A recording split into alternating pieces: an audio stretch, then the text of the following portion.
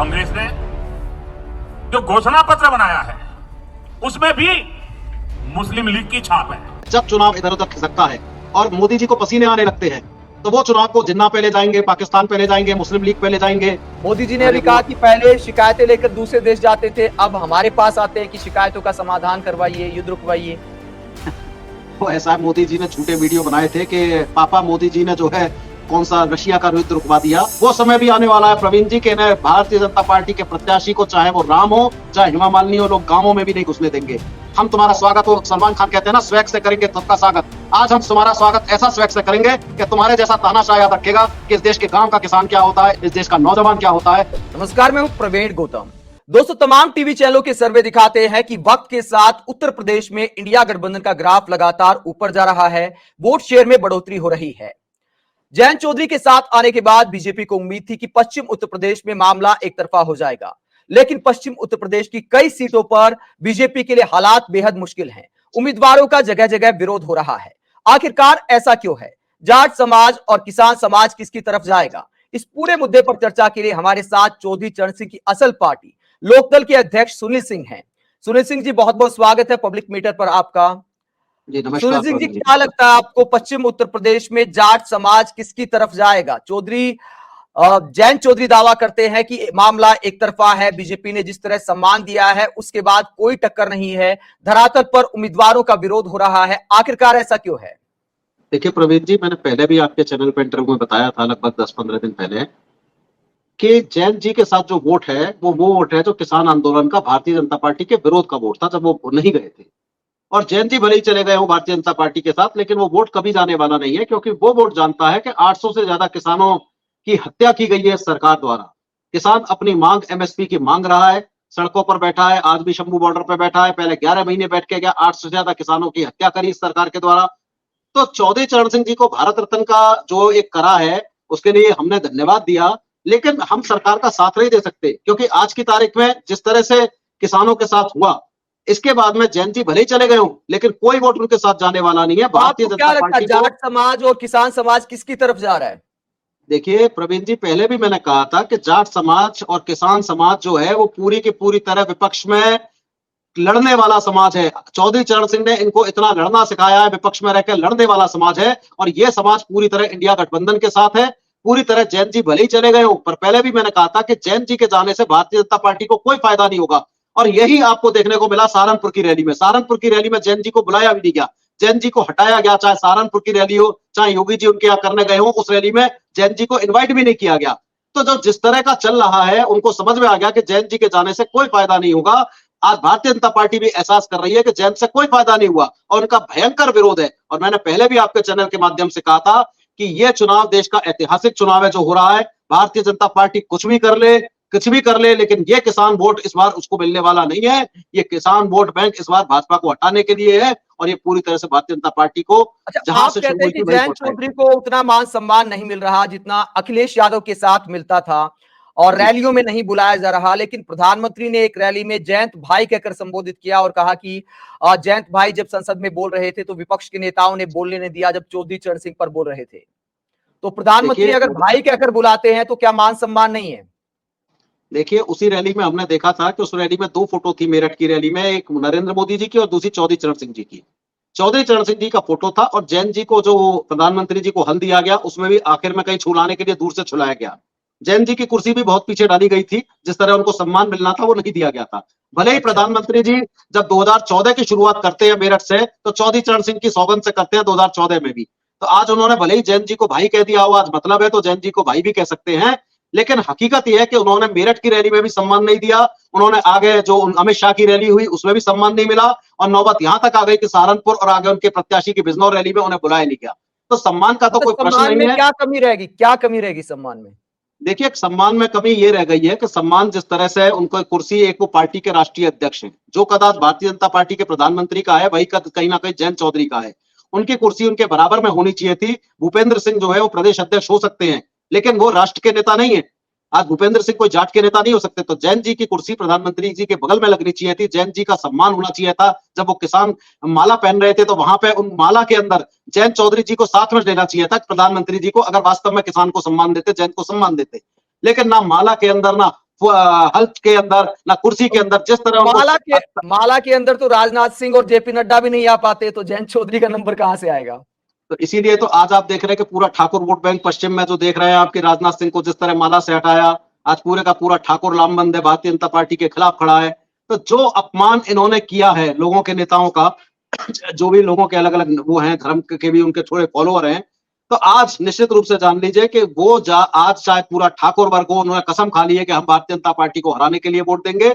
और यही अगर उन्होंने जैन जी के साथ किया, तो जैन जी के साथ वैसे भी इनको कोई सम्मान नहीं हो रहा, लेकिन अगर इनके पास थोड़ा अपना भी बचा कुचा जाट है, अगर ये उनको सम्मान नहीं देंगे तो वो जाट भी इनके हाथ से निकल जाएगा। हकीकत आने वाले समय में ये होगी। अच्छा, एक और कार्ड खेल रही है बीजेपी के बहुत सारे नेता जाट समाज को दंगों की याद दिला रहे हैं कि आप भूल गए इतिहास, जब समाजवादी पार्टी में क्या क्या हुआ था। क्या इसका भी जमीन पर असर है आपको लगता है, या फिर किसान आंदोलन के दौरान जो किसानों की शहादत भारतीय जनता पार्टी का भारतीय जनता पार्टी का काम इस देश में हिंदू मुसलमान धर्म जाति पाकिस्तान जिन्ना और इन मुद्दों पर वोट डालना होता है, वोट मांगना होता है। जब चुनाव इधर उधर खिसकता है और मोदी जी को पसीने आने लगते हैं, तो वो चुनाव को जिन्ना पे ले जाएंगे, पाकिस्तान पे ले जाएंगे, मुस्लिम लीग पे ले जाएंगे और इधर उधर ले जाएंगे जो मुद्दे नहीं है।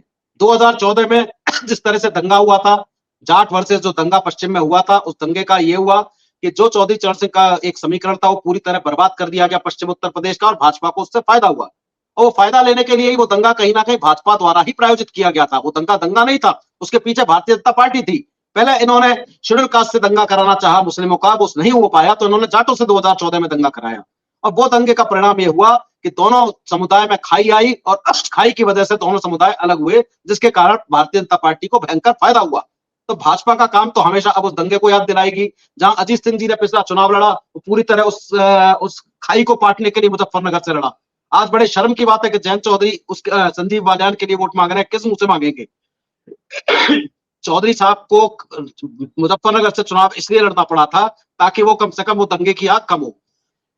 लेकिन जिस तरह से जैन जी मांग रहे हैं, ये बहुत पश्चिम में उस दंगे को याद करके, पश्चिम में जैसा राहुल जी कहते हैं कि जब यहाँ बात होती है तो प्रधानमंत्री की आदत है इधर देखो उधर देखो ऊपर देखो नीचे देखो। आज प्रधानमंत्री हमारे इस देश के आज रोजगार पे बात नहीं कर रहे, अपने 10 साल के कामों पे बात नहीं कर रहे, 10 साल में क्या किया उस पे बात नहीं कर रहे। आज उनके मुद्दे क्या है? तो 1947 में मुस्लिम लीग ने जो किया था वो कांग्रेस के घोषणा पत्र में है। ऐसा लगता है उन्हें 1947 में नेहरू में और उसमें ज्यादा इंटरेस्ट है, अपने कामों को बताने में कोई रुचि नहीं है। तो जब जब इस देश का प्रधानमंत्री अपने 10 साल के कामों की बजाय चुनाव के मुद्दों को पाकिस्तान के ऊपर, जिन्ना के ऊपर, मुस्लिम लीग के ऊपर लेके जाएगा, तो समझ लीजिए कि भारतीय जनता पार्टी पूरी तरह इस चुनाव में हार रही है। इसलिए वो अपना आखिरी हथियार धर्म का इस्तेमाल कर रहे हैं, लेकिन इस चुनाव में धर्म का हथियार भी चलने वाला नहीं है। भारतीय जनता पार्टी पूरी तरह हार के आएगी और ये इस चुनाव में होने वाला है आने वाले समय में। अच्छा, आपने राजपूत समाज के सम्मान की बात की कि कई नेताओं को जिस तरह नजरअंदाज किया जा रहा है उसकी नाराजगी है। एक पंचायत का भी जिक्र आया कि इकरा हसन जो उम्मीदवार है समाजवादी पार्टी की, उनके समर्थन में एक राजपूतों की सभा हुई। इसकी सच्चाई क्या है, जिसको देखकर इकरा हसन के रोने का भी वीडियो काफी चर्चा में आया था? देखिए, इकरा हसन जो आपका कैराना से चुनाव है पूरी तरह से जीत रही है, और सामने हकीकत यह है कि प्रदीप चौधरी से कम 2 लाख या 3 लाख वोटों से जीत रही है। उसमें ठाकुर समाज, उसमें जाट समाज, उसमें पूरे का पूरा बोस वर्ग जो बदलाव चाहता है, जो देश का लोकतंत्र बचाना चाहता है। आज चुनाव का मुद्दा प्रमीत जी ये नहीं है कि मैं हिंदू हूं, कि मैं मुसलमान हूं, कि मैं मुस्लिम लीग हूं, ये मुद्दा नहीं है। ये प्रधानमंत्री के लिए मुद्दा हो सकता है, देश की जनता के लिए मुद्दा है। आज लोकतंत्र बचाने की जरूरत है। आज लोकतंत्र बचाने की लड़ाई हो रही है, और उस लोकतंत्र बचाने की लड़ाई में पूरे देश का हर वर्ग, हर जाति, हर समाज खड़ा है और लोकतंत्र और संविधान बचाने के लिए लड़ाई लड़ रहा है। और ये देश की आजादी का चुनाव है, ये आखिरी चुनाव है इस देश में जो हो रहा है। अगर आज नहीं होगा तो हो सकता है आने वाले समय में चुनाव भी ना हो, हमारा देश नॉर्थ कोरिया और रशिया की तर्ज पे जाएगा। तो आज हर वर्ग, खाली कैराना नहीं, पूरे उत्तर प्रदेश में एक लहर आएगी और इंडिया गठबंधन 60 से ज्यादा सीट लेके आएगा। मैंने पहले भी अपने इंटरव्यू में कहा था, तब हो सकता है आप लोगों को अजीब सा लगाओ कि इंडिया गठबंधन 60 सीट लाएगा। आज आप देखेंगे कि भाजपा के आरएसएस के नेता भी मान रहे हैं कि 35 सीटों पे इंडिया गठबंधन जीत रहा है। आपने कहा कि एक आजादी का चुनाव है, मतलब नई आजादी, जो लोकतंत्र को आप कहते हैं कि गुलाम बनाया जा रहा है। लेकिन कंगना रनौत जैसी अभिनेत्री कहती है कि देश तो आजादी 2014 के बाद हुआ है, जब प्रधानमंत्री नरेंद्र मोदी सत्ता में आए। देखिए, कंगना रनौत अभिनेत्री हो सकती है, ना तो उन्हें इतिहास का ज्ञान है, ना उन्हें मुद्दों का ज्ञान है। वो सिर्फ चर्चा में बने रहने के लिए, मोदी के वो कहते हैं ना चापलूसी करने के लिए कुछ भी बोल सकती है। क्योंकि उस चापलूसी के बदले उन्हें जेड कैटेगरी सिक्योरिटी मिलेगी, उन्हें कॉन्ट्रैक्ट मिलेंगे, ठेके मिलेंगे, पैसा वैसा कमा लेंगे। तो कंगना अब तो रनौत टिकट भी जैसे मिल लोग, गया। हाँ, तो सबको टिकट भी मिल जाएगा, लेकिन टिकट मिल गया लेकिन हारेंगी पूरी तरह। आज मैं आपको बता रहा हूँ पूरी तरह मंडी की सीट से कंगना रनौत हार के आएंगी, आप देखिएगा। तो ये ठीक है कि ये लोग सिर्फ लाइमलाइट में रहने को उल्टे सीधी बातें करते हैं और उल्टी सीधी बातों के कारण चर्चा में आते हैं। देश की आजादी कब मिली? जिस समय इस देश को 1947 में आजादी मिल रही थी, उस समय मोदी जी के जितने नेता थे, चाहे श्यामा प्रसाद मुखर्जी हो, चाहे ये सिंध वाले इनके जो नेता रहे हो आरएसएस के, वो सब अंग्रेजों के साथ माफी मांग रहे थे, अंग्रेजों के साथ मिले हुए थे, अंग्रेजों के साथ 1942 में भारत छोड़ो आंदोलन जब चल रहा था, अंग्रेजों के साथ खड़े थे। तो ना इन्हें आजादी का उस समय का ज्ञान है, ना इन्हें आजादी में कभी रहे, देश की आजादी में इनका कोई हिस्सेदार नहीं है। और आज उस देश की आजादी, जो मैंने आपसे कहा कि ये आजादी बचाने का चुनाव है, देश की आजादी पूरी तरह खतरे में है। अगर आज हमारा नौजवान नहीं जागा, आज हम नहीं जागे, तो ये देश का आखिरी चुनाव है, क्योंकि इसके बाद चुनाव नहीं होगा, नॉर्थ कोरिया और रशिया की तरह देश बन जाएगा, पूरी तरह तानाशाही होगी और ये देश बर्बाद हो जाएगा। इसलिए लोकतंत्र और संविधान बचाने का चुनाव है और जनता ये समझ चुकी है। और इस देश के चुनाव में मैं आपको उत्तर प्रदेश की स्थिति बता सकता हूं, हर सीट पे भारतीय जनता पार्टी का चुनाव फंसा हुआ है। सहारनपुर, कैराना, मुजफ्फरनगर, इनमें नंबर 2 की लड़ाई भारतीय जनता पार्टी लड़ रही है। नंबर 1 पे तो चुनाव हो चुका है, नंबर 2 की लड़ाई लड़ रही है। इसीलिए मोदी जी को पसीने छूट रहे हैं, इसीलिए उन्हें मुस्लिम लीग याद आ रही है, इसीलिए उन्हें जिन्ना याद आ रहे हैं। तो ये चुनाव दिखा रहा है, मोदी जी की सकपकाहट दिखा रही है कि इंडिया गठबंधन इस चुनाव में शुरू कर चुका है। और जो शुरुआत पहले फेज से हुई है, जो शुरुआत लोकदल के साथ, राहुल गांधी जी के साथ और अखिलेश यादव जी के साथ, इंडिया गठबंधन के साथ जो हमारी हुई है, भले ही राष्ट्रीय लोकदल वहां चला गया हो, लेकिन किसान पूरे का पूरा लोकदल के साथ है और पूरे का पूरा पश्चिम उत्तर प्रदेश में एक तरफा इंडिया गठबंधन को वोट देगा। हर वर्ग साथ है, हर समाज साथ है, चाहे ठाकुर हो, चाहे ब्राह्मण हो, चाहे जाट हो, चाहे मुसलमान हो, हर वर्ग साथ है। और ये चुनाव एक ऐतिहासिक चुनाव बनने जा रहा है, ये हम आपको बताना चाहते हैं। अच्छा, पश्चिम उत्तर प्रदेश में बहुत सारे स्टार उम्मीदवार बीजेपी ने उतारे हैं, जैसे कि हेमा मालिनी तो तीसरी बार चुनाव लड़ रही हैं। अरुण गोविल जो कि रामायण सीरियल के राम के किरदार में थे, आजकल भगवान राम की फोटो लेकर वोट मांग रहे हैं। तो क्या उसका असर नहीं है? मतलब इतने स्टार जो उम्मीदवार आए। मैं बता रहा हूँ आपको, आजू बाजू तो छोड़िए, खुद राम जी जब जा रहे हैं तो पल्लवपुरम मेरठ में उन्हें भगाया गया है। अभी तो पल्लवपुरम से शुरुआत हुई है, अभी ये चुनाव चलने दीजिए।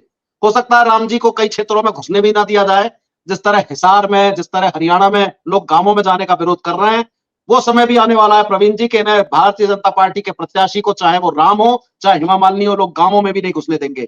किसान कहते हैं कि तुमने हमें दिल्ली नहीं आने दिया, तुमने किलों से बंद कराया, अब तुम हमारे गांव आके दिखाओ, हम तुम्हें बताएंगे कि हमारे वोट की क्या ताकत है। तुम्हारी ताकत थी तुमने हमारे ऊपर आंसू गैस के गोले चलाए, तुम्हारी ताकत थी कि तुमने 700 से ज्यादा किसान हमारे शहीद करवाए। आज हमारा समय है, आज तुम हमारे गांव में आके देखो, हम तुम्हारा स्वागत, हो सलमान खान कहते हैं ना, स्वैग से करेंगे सबका स्वागत। आज हम तुम्हारा स्वागत ऐसा स्वैग से करेंगे कि तुम्हारे जैसा तानाशाह याद रखेगा कि इस देश के गांव का किसान क्या होता है, इस देश का किसान क्या होता है, इस देश का नौजवान क्या होता है। वैसा भारतीय जनता पार्टी का स्वैग से स्वागत हमारे देश के और खासतौर से पश्चिम उत्तर प्रदेश के किसान जल्दी करने वाले हैं। बस इंडिया गठबंधन की रैली हो जाए, मुझे लगता है चाहे राम जी हो चाहे हेमा मालिनी जी हो, इनको भगाया जाएगा। सारे प्रत्याशी गांवों में नहीं घुस पाएंगे और ये दूसरे नंबर पे भी आ जाए तो बहुत बड़ी बात होगी इस चुनाव में, ये मैं आपको बताने जा रहा हूं। प्रधानमंत्री ये भी कहते हैं कि सेना के नाम पर कहते हैं कि हमने सेना को मजबूत किया है, देश की सुरक्षा को मजबूत किया है, युवाओं को रोजगार दिया है। तो अग्निवीर जैसी योजनाओं को लेकर क्या आपको लगता है कि जनता के बीच कोई मुद्दा है? ये देखिए, प्रधानमंत्री जी इस देश के ऐसे प्रधानमंत्री हैं जो शायद अब तक के इतिहास में हमारे सबसे जुमलेबाज प्रधानमंत्री कह सकते हैं, झूठ बोलने वाले प्रधानमंत्री कह सकते हैं। इस देश के किसानों के जो बच्चे थे, जो सेना में जाते थे, जो शहीद होते थे, आते थे और गर्व से उनका बाप कहता था कि मेरा दूसरा बेटा भी खड़ा है देश के लिए, आज इन्होंने अग्निवीर योजना लाकर देश की सेना को बर्बाद कर दिया। देश की सेना में भी अब ना उनको सम्मान मिलता है, ना किसान के बच्चे उसमें जाना चाहते हैं। किसान के बच्चों के लिए आज फौज में जो भर्ती होती थी, आज सेना में जो भर्ती होती थी, वो कोई व्यापारियों के बच्चों की नहीं होती थी, दिल्ली मुंबई में रहने वाले बड़े बच्चे परिवार के लोग नहीं भरते थे, गांव के किसानों के बच्चे जाते थे जो इस देश की रक्षा करते थे। आज इस देश में किसान नहीं भर्ती हो रहे हैं। अग्निवीर जिस तरह से लाए, इन्होंने पूरी तरह देश की सेना को बर्बाद कर दिया। देश की सेना को अभी कुछ दिन पहले था कि प्रचार में भी लगा रहे हैं तरह तरह से, तो ये देश की सेना को भी एक तरह से पूरी तरह बर्बाद कर रहे हैं। देश की सेना आज हमारी जो खतरा है ना सुनील सिंह जी, सवाल ये उठता है कि क्या जनता के लिए ये मुद्दा है? आपने बात सही कही कि किसानों के जनता बेटे, के लिए जाट समाज पूरी के तरह बेटे मुद्दा है या तमाम प्रवीण जी। समाज के लड़के भर्ती होते थे, लेकिन जनता इस नौजवान, पे वोट करेगी। जनता इस पर पूरी तरह वोट करेगी प्रवीण जी। नौजवान के जो बच्चे, जो नौजवान सेना में भर्ती होते थे, वो किसान के बच्चे थे, जाटों के बच्चे थे, किसानों के बच्चे थे पश्चिम में। आज किसानों के बच्चे, जाटों के बच्चे बिल्कुल डंडा लेके खड़े होंगे गांवों में और इनको घुसने नहीं देंगे। और अग्निवीर जो इन्होंने लाए हैं वो दिखाएंगे इनको कि अग्निवीर क्या इन्होंने किया है। और राहुल जी कह चुके हैं इंडिया गठबंधन के मैनिफेस्टो में कि अग्निवीर योजना समाप्त करी जाएगी, और अग्निवीर योजना समाप्त करी जाएगी और निश्चित रूप से जान लीजिए किसानों के बच्चों को मिलेगा। और अग्निवीर किसानों का बहुत बड़ा मुद्दा है इस चुनाव में, किसानों के बच्चे का, नौजवानों का, और वो इस चुनाव में दिखाई देगा, वो ताकत दिखाई देगी बूथ पे। और गांवों में जब ये घुसेंगे तो इनका स्वैग से स्वागत हमारे नौजवान करेंगे अग्निवीर योजना को लेकर। लोकदल का वादा है किसानों से कि आपने बहुत इंतजार कर लिया, आज एमएसपी को लीगल अधिकार 15 जून तक मिल जाएगा। आप चुनाव में हिंदू मुसलमान मत बनिए, आप चुनाव में बस अच्छे तरह अपने समस्याओं पर वोट दीजिए। मोदी जी इधर उधर बहकाएंगे, उनकी बातों पर मत जाइए।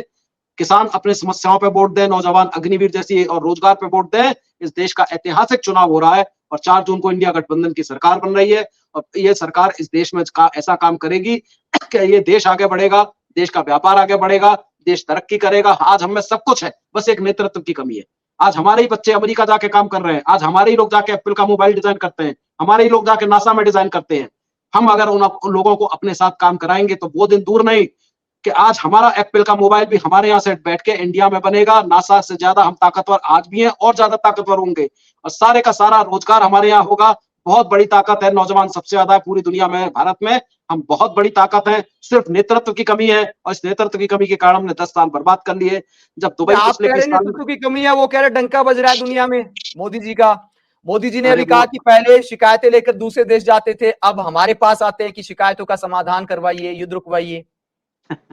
वो ऐसा मोदी जी ने झूठे वीडियो बनाए थे कि पापा मोदी जी ने जो है कौन सा रशिया का युद्ध रुकवा दिया। उसका जवाब बहुत अच्छा ध्रुव राठी ने दिया है।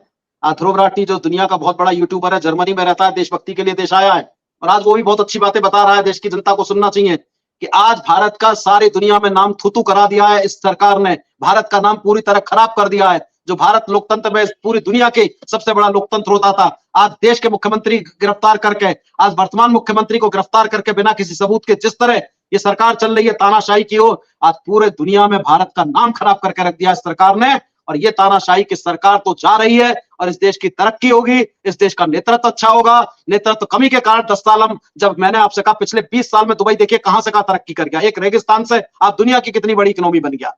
भारत भी उससे ज्यादा बड़ी तरक्की करेगा, उससे बड़ी इकोनॉमी बनेगा, सिर्फ नेतृत्व की कमी है। आप कह रहे हैं कि विपक्षी नेताओं को जेल में डाल रहे हैं, पीएम कहते हैं तो भ्रष्टाचार पर प्रहार है, मोदी की गारंटी है मतलब भ्रष्टाचार खत्म करने की। देखिए मोदी जी ने बहुत सारे होर्डिंग लगाए, मोदी की गारंटी है। हमारी समझ में नहीं आया, आपकी भी समझ में नहीं आया। इलेक्टोरल बोर्ड देश का सबसे बड़ा घोटाला है और उससे भी बड़ा घोटाला जब इस चुनाव के बाद 4 जून के बाद खुलेगा, वो प्रधानमंत्री केयर फंड होगा और पता नहीं कितने घोटाले होंगे जो आप अभी तक हम लोगों को पता नहीं है। तो ये पूरी तरह बर्बाद सरकार है, ये पूरी तरह चौपट सरकार है। इसने चौपट कर दिया देश को, बर्बाद कर दिया देश को, अर्थव्यवस्था को चौपट कर दिया। पहले जमाने में उद्योगपति कम से कम बोल तो सकते थे, मनमोहन सिंह की सरकार में कहते तो थे कि गलत हो रहा है। आज तो उद्योगपति की हिम्मत नहीं है कि कुछ कहें, क्योंकि अगर कुछ कहेंगे तो अगले दिन ईडी सीबीआई इनके घर पहुंच जाएगी।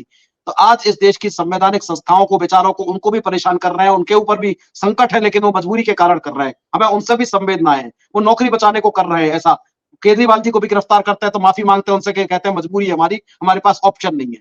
तो आज जिस तरह से ये संवैधानिक संस्थाओं का दुरुपयोग हो रहा है, आज जिस तरह से मीडिया का दुरुपयोग हो रहा है, ये देश का ऐसा चुनाव है जिसमें जनता देख रही है और जनता समझ चुकी है। और इस बार जनता ऐसा फैसला करेगी कि आने वाले 200 साल तक इस देश में कोई दूसरा तानाशाह नहीं पैदा हुआ होगा और कोएलिशन की सरकार हमेशा अच्छा काम करेगी बनस्पत एक सरकार से। एक आदमी की सरकार होगी तो देश में तानाशाही कहीं ना कहीं आएगी, चाहे पहले कांग्रेस के समय, इंदिरा जी के समय आई हो, आज या चाहे मोदी जी के समय आई हो। तो सुनील सिंह जी बहुत बहुत शुक्रिया हमसे बातचीत करने के लिए। तो ये थे सुनील सिंह जिनका दावा है कि स्वैग के साथ चुनाव लड़ा जाएगा और 4 जून को चौंकाने वाले नतीजे सामने आएंगे। दोस्तों, चुनाव में हार जीत किसी की भी हो, लेकिन जनता को जागरूक होकर वोट करना चाहिए, असल मुद्दों पर वोट करना चाहिए। कई बार रैलियां देखकर, भाषण देखकर मुझे हंसी आती है कि किस तरह की राजनीति की जाती है। हम 2047 में विकसित भारत बनाने की बात तो करते हैं, लेकिन क्या जर्मनी, इंग्लैंड, अमेरिका में ऐसे वादों के साथ और ऐसी बातों के साथ चुनाव लड़े जाते हैं? आपको चाहिए जब भी वोट करने जाएं तो यह देखें कि आपके मतलब का मुद्दा क्या है। सीधे पाकिस्तान तक अपनी सोच ना ले जाएं। दुनिया में डंका बज रहा है, उसकी बजाय अपने घर का बजट कैसा है, आपकी जिंदगी में क्या सुधार हो रहा है, आपके बच्चों के स्कूल हॉस्पिटल वगैरह कितने अच्छे हुए, इन सब मुद्दों पर वोट करना चाहिए। रोजगार के जो अवसर हैं उनको मुद्दा बनाकर सभी पार्टी का मैनिफेस्टो देखें और तुलना करें, उसके आधार पर सबको वोट करना चाहिए। जिसका मैनिफेस्टो अच्छा लगे, जिसका रिपोर्ट कार्ड अच्छा लगे, उस आधार पर ही अपने विवेक का इस्तेमाल करते हुए वोट करें और चुनाव में किसी भी तरह की नफरत से बचें। अगर आप हमारी पत्रकारिता को पसंद करते हैं तो थैंक्स के ऑप्शन का इस्तेमाल करें, वीडियो को लाइक करें, चैनल को सब्सक्राइब करें। नमस्कार।